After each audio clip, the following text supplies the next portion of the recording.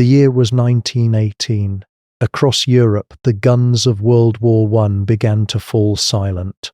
The thunder of artillery that had shaken the earth for 4 long years was finally fading. Millions had perished in muddy trenches, their lives swallowed by a war that was meant to end all wars. Soldiers on both sides dreamed of going home, of resting their weary bodies, of rejoining families who had almost forgotten their faces. But just as humanity thought the nightmare was ending, another was waiting. Not an army with uniforms or banners, but something far smaller, far more insidious, a virus. In the crowded barracks and medical tents of Europe, whispers of sickness began to spread. At first it seemed like nothing unusual. Soldiers caught colds all the time in the trenches, where dampness and filth clung to everything, the sniffles, the fevers, the coughs. These were daily companions of war. No one paid much attention.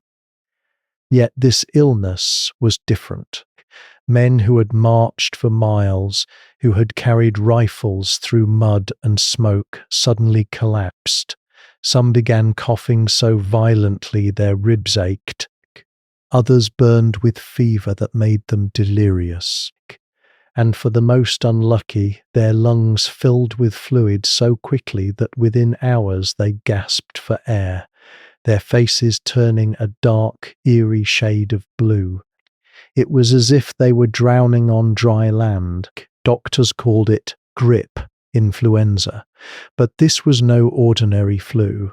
In March of that year, in a military camp in Kansas, the first major outbreak appeared. Soldiers preparing to be shipped to Europe lined up for breakfast one morning, healthy and eager. By noon, dozens had fallen ill. Within a week, hundreds were bedridden. The camp's hospital overflowed.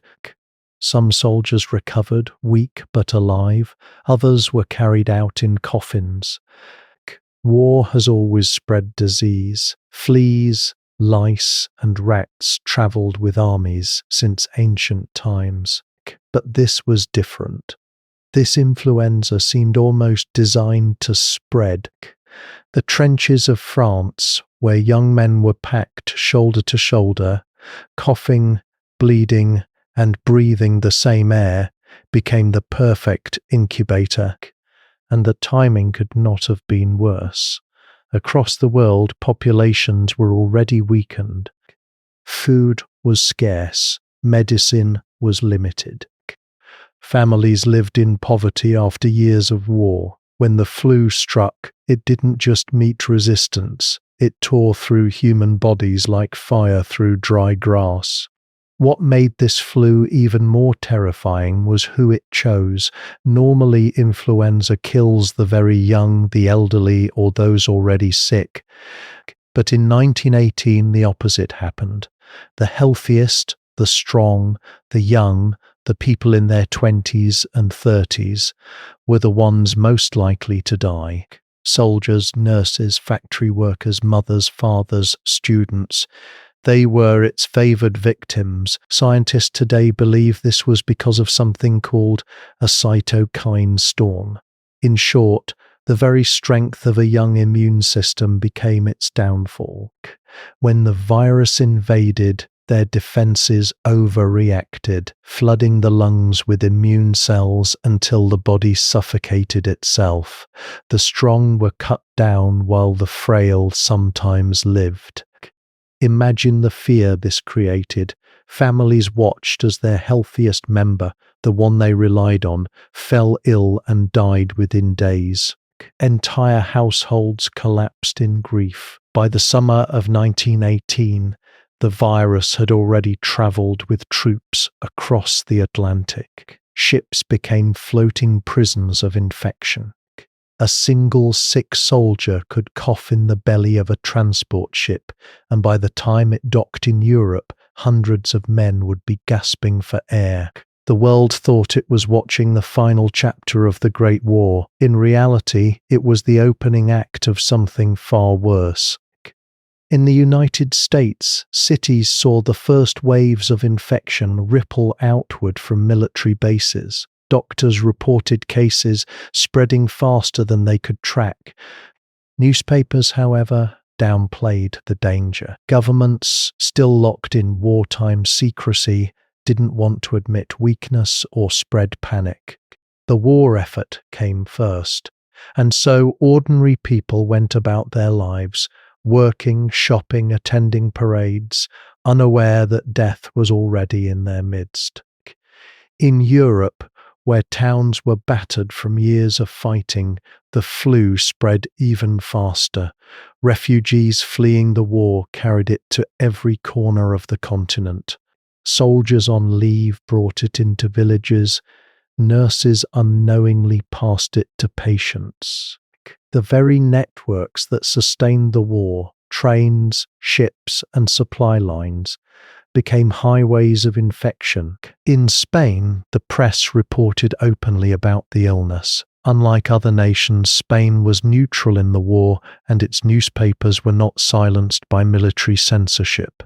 Spanish articles described the mysterious epidemic in detail. Because of this, the world wrongly assumed Spain was the origin, and so history remembers it as the Spanish flu, though it almost certainly began elsewhere. By autumn, the first wave had swept across much of the world. It was brutal, but it was only the beginning. A deadlier second wave was waiting, one that would eclipse the horrors of the first. At this stage, however, no one knew. Doctors hoped it was fading. Soldiers hoped they could finally go home. Families hoped for peace. But fate had other plans. The Spanish flu would not only rival the destruction of the Great War, it would surpass it. As one soldier sat coughing in a dimly lit barracks, he reached for a tin cup of water. His fever made his hands tremble. He raised the cup, took a sip, and set it back down on the wooden table. He set the cup down and coughed again. Then he looked up, unaware that his breath carried something more dangerous than any bullet he had faced at the front. Around him, men laughed, smoked, and played cards, all breathing the same stale air. By morning, 2 more would be sick. Within days, the barracks would be overflowing. The influenza spread like wildfire through military camps. Trenches, already packed with mud, lice, and rats, became breeding grounds. Soldiers shared blankets, mess kits, and cigarettes, perfect tools for transmission. One cough in the morning meant half a squad sick by nightfall. But this was only the beginning. When the armistice was signed in November 1918, millions of soldiers started their journey home. They carried not just memories of war, but something invisible in their lungs and blood. They stepped aboard crowded trains, pressed shoulder to shoulder, coughing, sneezing, sharing the same air. They packed onto ships, thousands crammed into tight quarters, the perfect vessels for an outbreak. Every journey meant the flu reached a new town, a new city, a new country. The war had moved men and supplies around the world at a speed history had never seen before. That same speed now belonged to the virus. In city after city, the story repeated itself. At first, only a handful of cases. A soldier falls ill, a nurse grows feverish, a factory worker begins to cough. Then, suddenly, an explosion of sickness. Hospitals filled overnight, streets emptied, schools and shops shuttered, and the terrifying part, it struck the young and healthy. Strong men who had survived years of war collapsed in days. Women in their 20s, previously full of life, died gasping for air. Children watched their parents fall, while the elderly, those usually most at risk, sometimes survived untouched. Doctors were baffled. What kind of illness spared the weak but devoured the strong? Some believed it was a new plague, others thought it was poison gas lingering from the war. The truth was stranger. The immune systems of the young, so strong and reactive, turned against them in what modern science calls a cytokine storm. Their defenses went into overdrive, flooding their lungs with fluid until they drowned. The symptoms were horrifying. Patients developed fevers so high they raved in delirium, their noses bled. Their skin turned blue from lack of oxygen. In the final hours, many suffocated, their bodies racked with violent coughing fits. Doctors described it as watching a person drown without water. One physician wrote, "Their faces turn the colour of lead, and within hours they are dead. It is as if death rides the very breath of these men." Everywhere, fear spread as fast as the disease itself. In Philadelphia, officials ignored early warnings and allowed a massive parade to celebrate the end of the war. Crowds packed the streets, cheering, hugging, singing. Within 3 days, every hospital bed in the city was filled. Within a week, thousands were dead. Coffins lined the sidewalks. Entire families were wiped out. Across the Atlantic, Europe was no safer. France, already torn apart by war, saw villages emptied. In London, ambulance bells rang endlessly. In Spain, where the illness had first been widely reported, whole towns fell silent as families barricaded themselves indoors. Masks became common in some cities. Gauze masks, flimsy and thin, were handed out to the public. Posters warned, coughs and sneezes spread diseases. Police fined those who refused to wear protection, but the masks were often ineffective, reused until filthy and damp. People wore them, but the flu passed through anyway. Quarantines were attempted. Schools, churches, theatres, all closed. Public gatherings were banned. In San Francisco, a city proud of its mask laws, shopkeepers refused service to anyone barefaced, but no measure seemed to work. The flu was already everywhere, slipping past every defense. And still, people had to live. Milk had to be delivered. Letters carried, trains run, food cooked. Daily life became a gamble. Every handshake, every breath in a crowded streetcar could mean death. Mothers whispered to their children not to touch, not to play, not to laugh too close. But how could children understand? The flu didn't just kill individuals, it shattered communities. Factories shut down as workers fell ill. Farms lay untended. Orphans filled the streets. Doctors and nurses, already exhausted from war, collapsed from overwork. Some hospitals ran out of beds, then out of coffins, then out of workers themselves. Yet, even in the darkest moments, humanity tried to resist. Volunteers carried food to the sick. Priests prayed over mass graves. Nurses, often women in their 20s, the very age most at risk, worked until they themselves succumbed. In villages, neighbours lit candles in windows to mark the homes of the dying, and still the flu spread. In the space of months, it crossed oceans, mountains and deserts. It struck in India, in Africa, in the remote islands of the Pacific. There was nowhere untouched. In Alaska, whole indigenous villages were wiped out. In Iran, nearly 500,000 perished. In India, the death toll may have reached 12 million. The world was reeling. Just as nations hoped to rebuild after war, they found themselves fighting a far deadlier, silent enemy.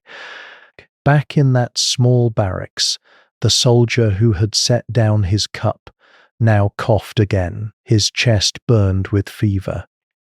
Around him men tried to sleep, but the sound of his hacking breath filled the room. One by one they stirred, their throats raw, their bodies aching. None of them knew that by dawn the sickness would no longer be his alone. He rose from his bunk, clutching his chest, and boarded the crowded train home. Families waved, children cheered, wives held signs. The train pulled out of the station, carrying laughter, relief, and pride.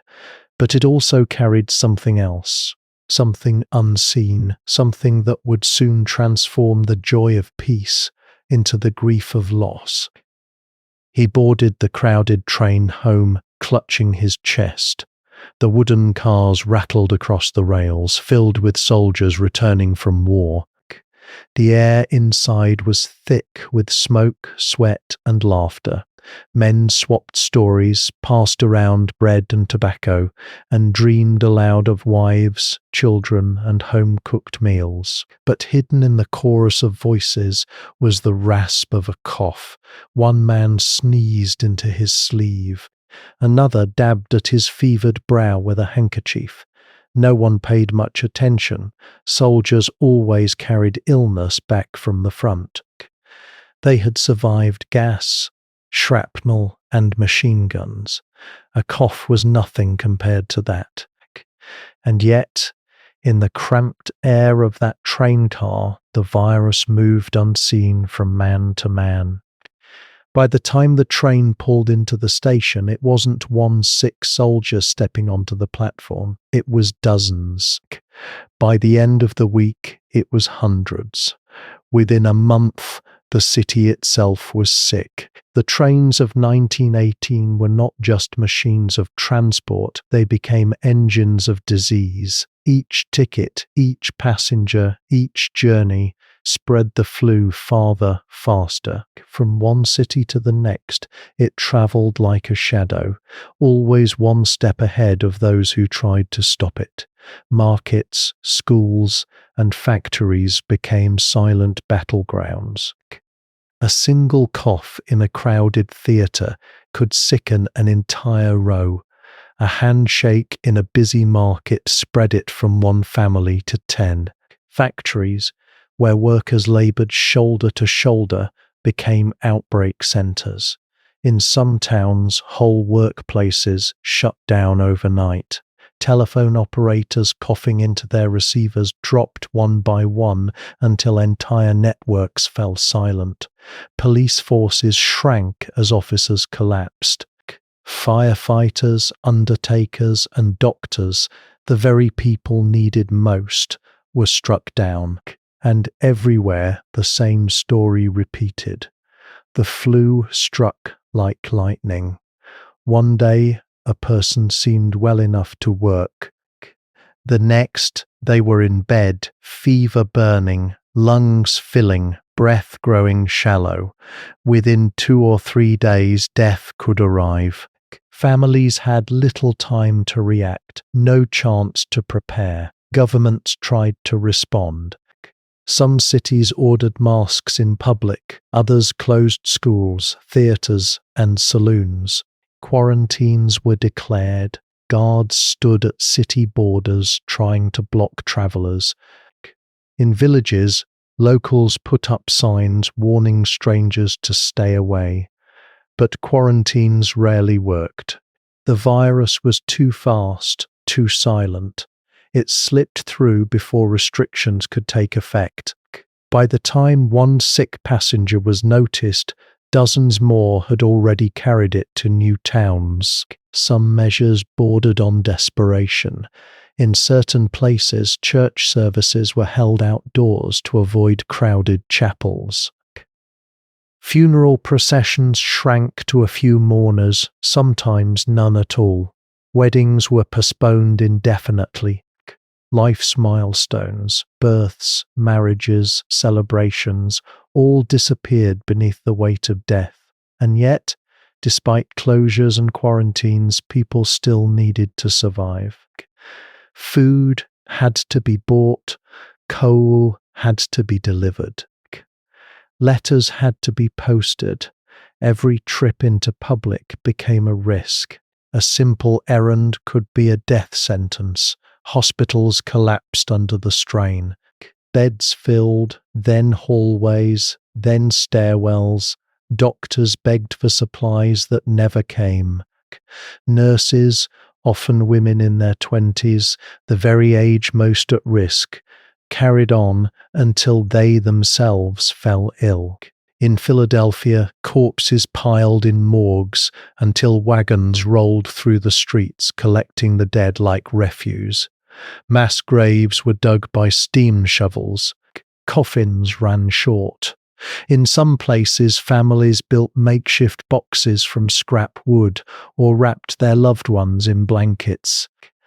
Priests worked until their voices broke, delivering last rites over rows of bodies. Grave diggers worked by lantern light, lowering coffins into pits. Children followed funerals daily until death became as ordinary as the setting sun. One undertaker in New York recalled, "The bodies came in faster than we could bury them. The wagons creaked through the night, and still the dead kept coming." Even doctors became pariahs, seen as both saviors and carriers. Some refused to enter homes unless absolutely necessary. Others moved from patient to patient, knowing they carried death on their own hands, yet powerless to stop it. And yet, life could not stop entirely. The world still needed milk, bread, coal, water. Delivery boys made their rounds, sometimes leaving goods on doorsteps to avoid contact. Mail carriers dropped letters at gates rather than handing them over. Streetcars ran with windows wide open, even in the cold, as passengers sat in silence, terrified of one another's coughs. There were even strange attempts at prevention. Some chewed raw garlic, others carried bags of camphor or onions around their necks. Whiskey, brandy, and even bleach were swallowed in hope of protection. None of it worked. The flu moved where it wished, mocking every effort. By late 1918, it was clear the influenza was unlike anything the modern world had faced. Unlike war, it had no battlefield, no enemy to see. Unlike famine, it did not strike slowly. It was sudden, merciless, and everywhere at once. Doctors were helpless. They offered aspirin for fever, though overdoses sometimes poisoned the desperate. They prescribed rest, isolation, fluids, but little could change the course once infection took hold. It was as if the world was gripped by a shadow, silent, invisible, inescapable. And still the trains kept moving, ships kept sailing. The flu rode on them all, relentless. In weeks, it touched nearly every continent. In one quiet home far from the trains and crowds, a mother knelt by her child's bed. The fever had risen for days, the little body trembling beneath thin blankets. She lit a candle beside the bed, whispering prayers in the flickering light. Her hands shook as she pressed a cool cloth to her child's forehead. She hoped for a miracle, but she had already buried 2 neighbors that week. Outside, the street was silent. The world seemed to hold its breath, waiting to see who would live and who would vanish. The candle's flame flickered, casting shadows on the walls. For a moment, hope danced with it. But in the world beyond that small room, the shadows of the flu grew longer, swallowing entire families, towns, and nations. She lit a candle beside her child's bed. The flame trembled against the dark, casting long shadows on the walls. Outside, the world was collapsing. Streets empty, shops shuttered, bells tolling endlessly, but in that quiet room the battle was far more intimate. A mother against the unseen enemy that gripped her child's lungs. The Spanish flu was not only a public disaster, it was a private one, fought inside kitchens, bedrooms, and cribs, families huddled together, waiting, hoping, praying. Each cough felt like a death sentence, each fever a sign that the disease had chosen its next victim. And often it moved quickly. A child would complain of a headache in the morning. By nightfall they would burn with fever. Their lips turned blue, their breathing shallow. Parents tried everything, cold cloths, chicken broth, prayers whispered in desperation. But too often the illness gave no mercy. Entire households fell in sequence, one after another, until silence filled the home. In towns across the world, the sound of church bells became unbearable. Where once they had marked celebrations, weddings, baptisms, holidays, they now rang only for funerals. Some churches stopped ringing them altogether because the constant tolling crushed morale. The bells had become the sound of despair. The dead came too fast for rituals. Funerals were cancelled. Families buried loved ones without ceremony. In some places, corpses were left in homes for days because no undertakers were available. Neighbours walked past houses and smelled the stench of death seeping from under doors. Coffins ran out. Carpenters worked around the clock, hammering wood into rough boxes, but still the demand outpaced supply. In rural towns, families wrapped bodies in sheets, carried them on wagons and lowered them into hastily dug graves. In cities, mass graves opened. Priests stood over trenches where dozens of coffins were lowered side by side. Yet even as death became routine, families clung to rituals of love. Candles were lit in windows for the sick. Small shrines appeared in homes with photographs of lost fathers, mothers, sons, and daughters. Survivors wrote letters to relatives, describing loss in words heavy with exhaustion. One widow wrote, "I buried my husband on Monday, my eldest son on Wednesday, and by Friday I had no strength left to bury the little one. God forgive me." The Spanish flu was relentless, but it also revealed something else. The stubborn endurance of human connection. Nurses, mostly women in their 20s, the very age most vulnerable, worked tirelessly. They went from home to home, carrying medicine and food, comforting the dying. Many knew the risk but chose service anyway. Some lasted only weeks before falling ill themselves. Their sacrifice filled gaps where the system failed. Volunteers stepped forward too. In some communities, teachers closed schools but opened kitchens, cooking meals for families who could not leave their beds. Churches organized burial teams.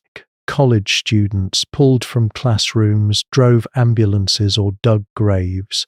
Even children found ways to help, carrying baskets of food to neighbors. These acts of compassion burned like flickering candles against the great darkness.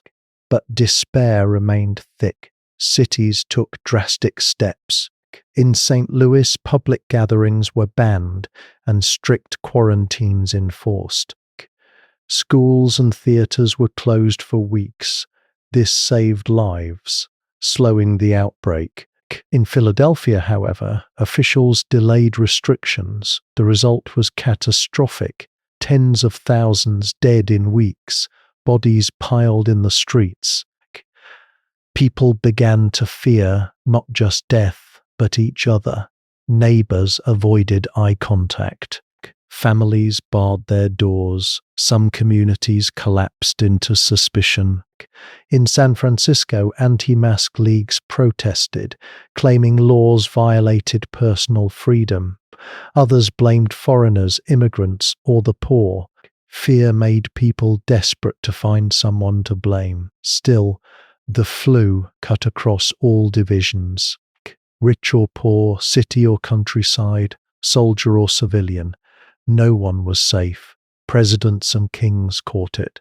Factory workers and farmers fell beside them. The flu cared nothing for status, wealth, or power. The candle burned lower. The mother sitting by her child's bed knew she was helpless. No medicine could cure this. No doctor had answers. She could only hope the fever would break. She stroked her child's hair, whispering promises she wasn't sure she could keep. Outside, a wagon rolled by, carrying more bodies toward the cemetery. The sound of hooves echoed down the empty street, followed by the distant murmur of a priest reading last rites over yet another grave. In that moment she understood she was not alone. Every household in her town fought the same battle. Every home lit candles against the night. Every mother whispered prayers to the same silent heavens. The Spanish flu was not just a medical crisis. It was an emotional one, a spiritual one. Communities lost not just their people, but their sense of safety. What was once familiar, a neighbor's handshake, a child's laugh, a crowded marketplace, became tinged with fear. Even love, expressed in a kiss or an embrace, carried the risk of death, and yet they endured. The candle flickered, its flame dancing as if struggling for survival. In its fragile light lay the truth of the time, that life itself was fragile, but still stubbornly present. The mother, exhausted, leaned back in her chair, eyes half closed. Her child stirred, coughing softly, then drifting into uneasy sleep. She prayed it was a sign of recovery, though she had learned not to trust hope too easily. In hospitals across the world, doctors faced the same uncertainty. They wrote in journals recording symptoms, desperate for patterns. Some noted that aspirin seemed to help, though overdoses caused bleeding. Others tried whiskey, garlic, even bleeding patients, old remedies reborn in desperation. Nothing worked. Medicine was powerless. Only time decided who lived and who died. The mother's candle finally burned low, wax pooling at its base. She reached for another and lit it, the new flame pushing back the shadows. As the night wore on, the candle became more than light. It was defiance, a declaration that though death walked everywhere, she would not surrender to the dark. And across the world, thousands did the same. In one quiet hospital, a doctor sat at his desk, closing his journal for the night. He rubbed his tired eyes and looked at the shelf behind him. It was empty, no medicine, no supplies, nothing left to give. He sighed deeply, the sound heavy with defeat. The doctor closed his journal and looked at the empty shelf. The doctor closed his journal and looked at the empty shelf. No medicine, no bandages, no hope, at least none that could be measured.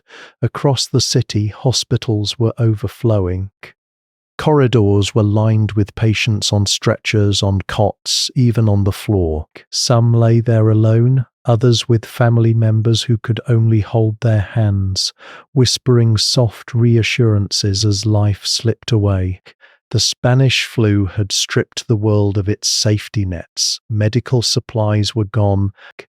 Medicine was scarce.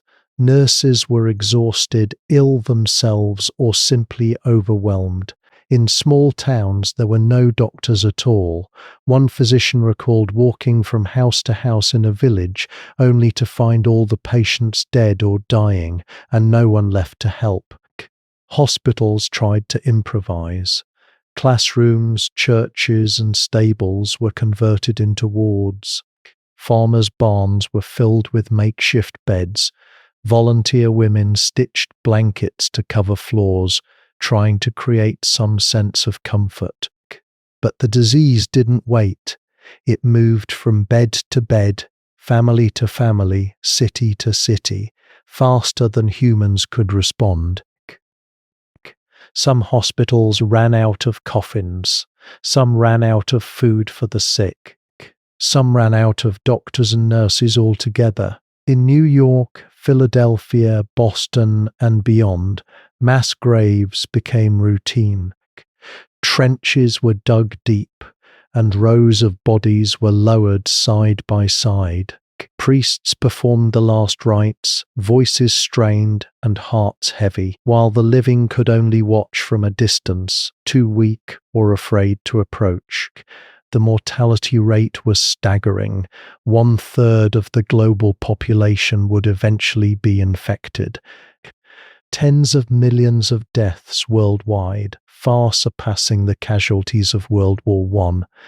In India alone, some estimates suggest 12 million died. Entire villages vanished. Streets became silent as families succumbed in sequence, leaving homes empty, lifeless, echoing with memories of what had been. Yet, life struggled to continue. Milkmen delivered bottles to porches, leaving them at the gate. Farmers left food on fences for families too fearful to leave their homes. Letter carriers left envelopes at doors, keeping distance while each note might carry infection. Communities adapted in small ways, trying to preserve routines amidst the chaos. Still, fear was pervasive. The flu did not discriminate by wealth or social status. Princes, presidents, factory workers, farmers, children, all were vulnerable. The virus's reach was universal. People began to fear one another. Friends avoided each other. Neighbors crossed streets to avoid accidental contact. Even family members hesitated to touch each other if someone showed the slightest symptom. The flu created isolation that was both physical and emotional. Hospitals were ground zero for this suffering. Doctors tried to record symptoms in journals, hoping patterns might reveal a treatment. They observed high fevers, severe coughing, nosebleeds, and the rapid accumulation of fluid in the lungs. Despite their observations, the disease advanced faster than any human intervention. Aspirin, whiskey, garlic, and even bleeding, old medical remedies, were all employed in desperate hope. Most were useless.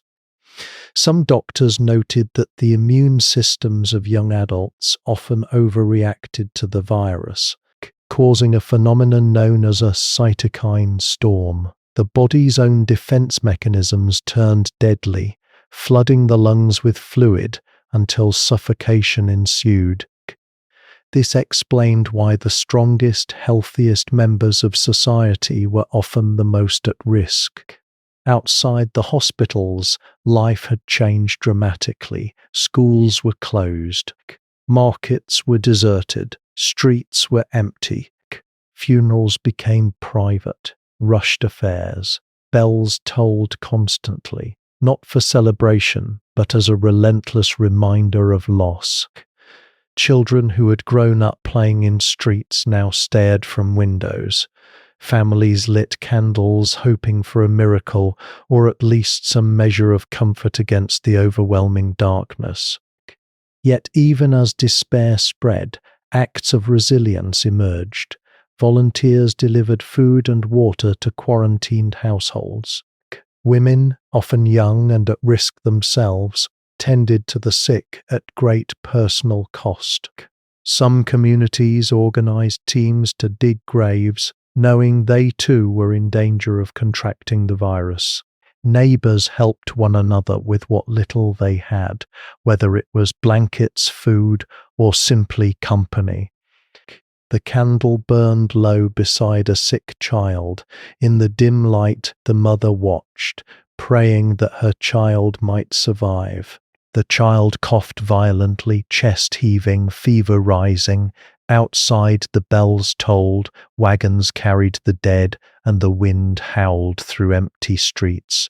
She feared the worst, but could do nothing more than hold the hand of the child and whisper words of comfort. In hospitals, doctors kept notes of staggering statistics. One recorded over 200 deaths in a single day, their ages mostly in the 20s and 30s. Another described the unbearable work. We worked from sunrise to sunrise. By the end, our hands were raw, our eyes hollow. There was no time for grief, only for the next patient. Meanwhile, economies faltered. Factories shut down as workers fell ill. Farms lay untended. Food shortages began to appear, compounding the suffering. Government struggled to provide guidance, often conflicting and delayed, leaving citizens to fend for themselves. In rural villages, fear was compounded by isolation. Medical help was distant, often non-existent. Villagers lit candles at windows to mark homes where someone was sick. Parents whispered prayers for children who coughed through the night. Families rationed food and water, hoping to survive until the illness passed. Some villages lost more than half their population in mere weeks. Even as death ravaged the world, people tried to maintain normalcy. Shops opened with minimal staff. Delivery carts moved through the streets. Letters and telegrams connected families, if only to share news of loss. Communities adapted in small ways, preserving fragments of life in a world overwhelmed by death. Through it all, the empty shelves were a stark symbol of vulnerability. The scarcity of medicine, supplies, and human hands highlighted the fragility of civilization. What war had not destroyed, disease now threatened to. Yet, human resilience shone faintly through the darkness, in candles lit on windowsills, in volunteers delivering food, in nurses risking their own lives to care for strangers. The world had entered a new era of vulnerability. It was a reminder that human progress, no matter how vast, could be halted by the smallest of agents, a virus invisible to the naked eye, but capable of reshaping history. The doctor looked at the empty shelves one last time and sighed. Outside, the night stretched endlessly, punctuated by the soft flicker of candles and the distant tolling of bells. Life had become a fragile flame, and every day was a struggle to keep it burning. Outside, the night stretched endlessly, punctuated by the soft flicker of candles and the distant tolling of bells. And yet, the influenza marched on. The world had barely begun to catch its breath after the first wave when the second, far deadlier, swept across nations like an unstoppable tide. In cities and villages, the signs were unmistakable. Hospitals that had barely recovered from overcrowding were again filling faster than they could handle. Doctors and nurses, exhausted and often still recovering themselves, faced a deluge of new patients. In some towns, the dead outnumbered the living. In others, entire families vanished, leaving homes locked and silent, the only sound the wind rattling through empty streets. This second wave was more vicious. It struck younger adults with a ferocity that seemed almost deliberate, as if nature itself were correcting a balance. Men who had survived the horrors of war, women in the prime of their lives, and children full of energy were felled in days, lungs filled with fluid. Fevers soared, delirium came swiftly. In many cases, there was no time to say goodbye, and the world watched in helpless horror. Global transportation, once a symbol of progress, now became a conduit for devastation. Soldiers returning home, merchants traveling for business, travelers seeking safety, all inadvertently carried the virus to new shores. Trains, ships, and even horses transmitted the illness, leaving a trail of sickness behind them. No place was spared. From the Arctic tundra to tropical islands, the virus touched every corner of the globe. In India, where a dense population and limited medical resources made containment impossible, millions died. Villages were emptied almost overnight. Families buried their own, improvising graves with makeshift tools. Entire communities vanished into silence. In Europe, cities like London and Paris saw hospitals overflowing. Ambulances roamed day and night, unable to keep up with the dead. Streets that had once bustled with trade and life fell eerily quiet. In North America, the scene was equally grim. New York, Philadelphia, Chicago all struggled with staggering death tolls. In Philadelphia, the first wave had killed thousands. The second wave added tens of thousands more.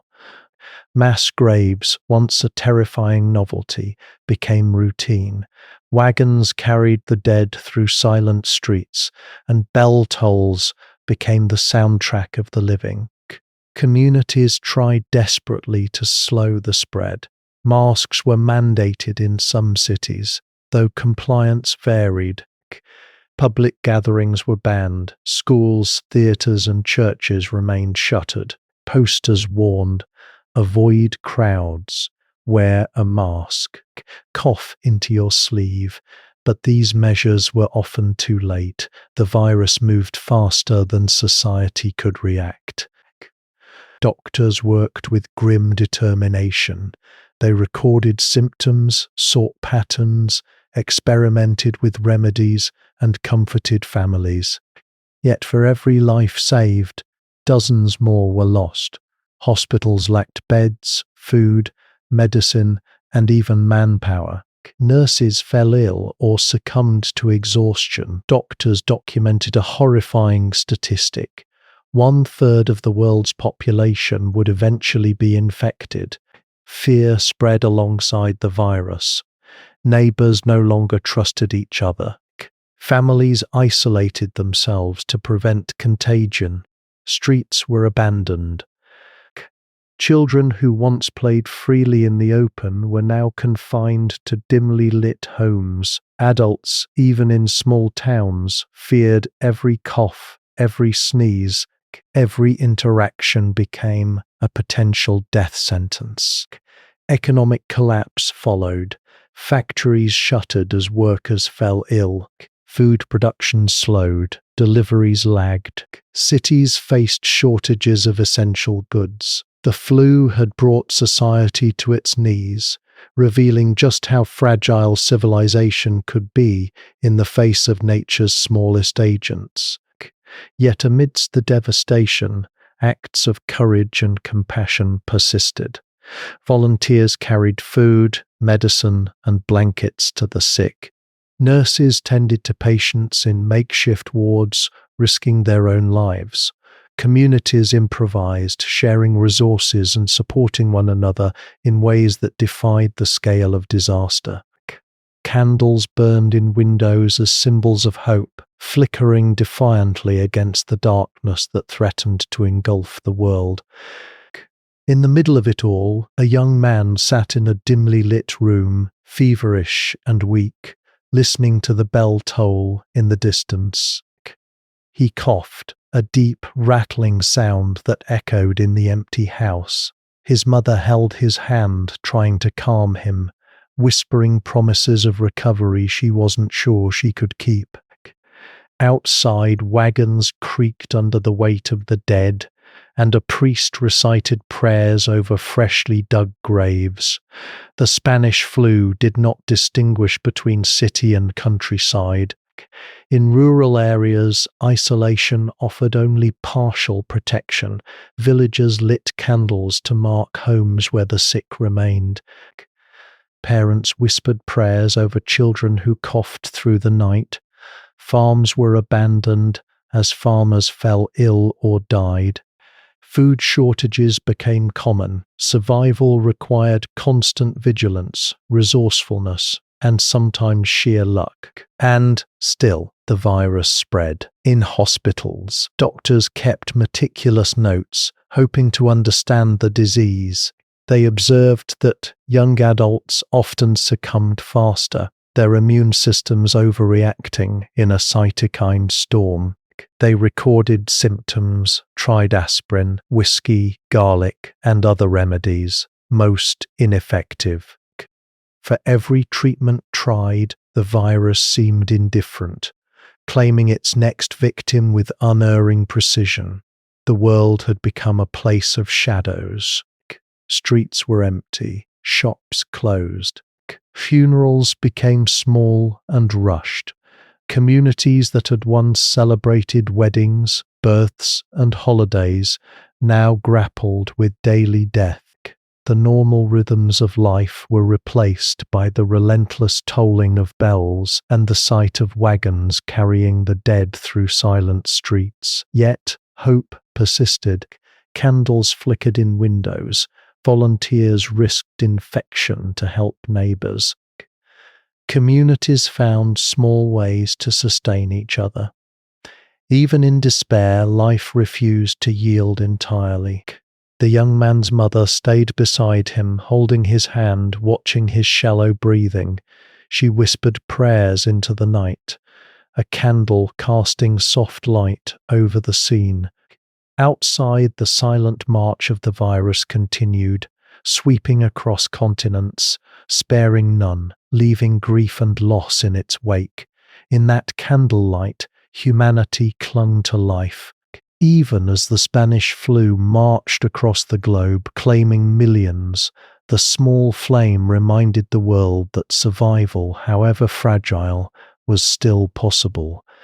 Even as the Spanish flu marched across the globe, claiming millions, the small flame reminded the world that survival, however fragile, was still possible. Slowly, almost imperceptibly at first, the relentless tide began to ebb.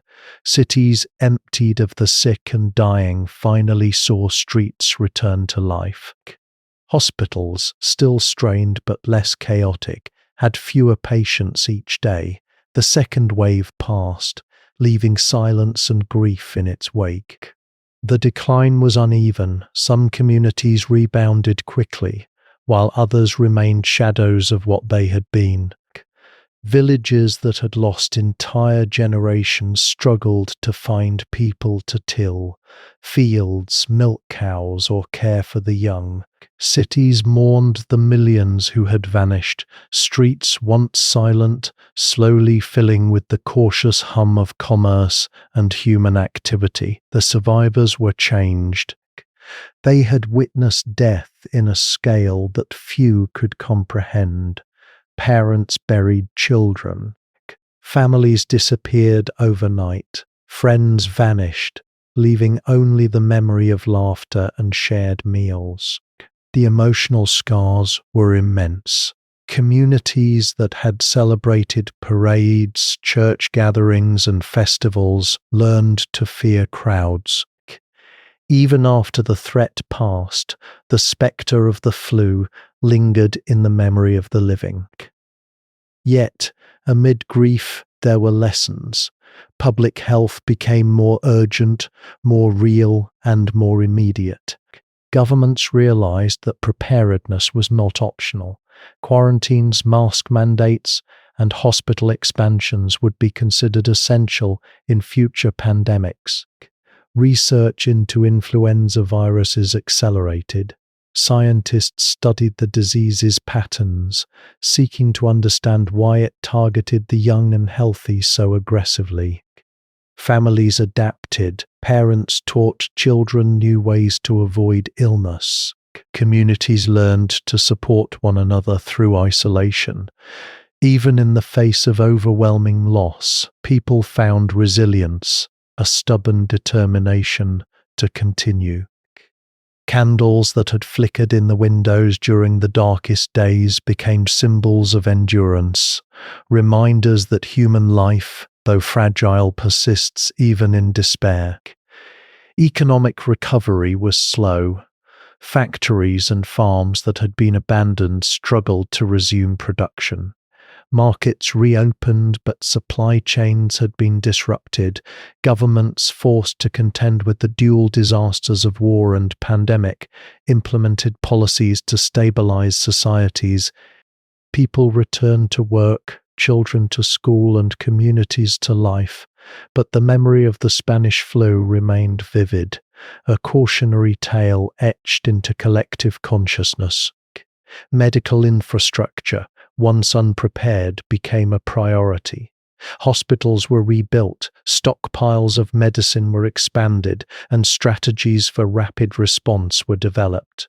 Scientists and physicians used the lessons learned to advance public health. Vaccines, antiviral treatments, and research into viral behavior were given newfound urgency.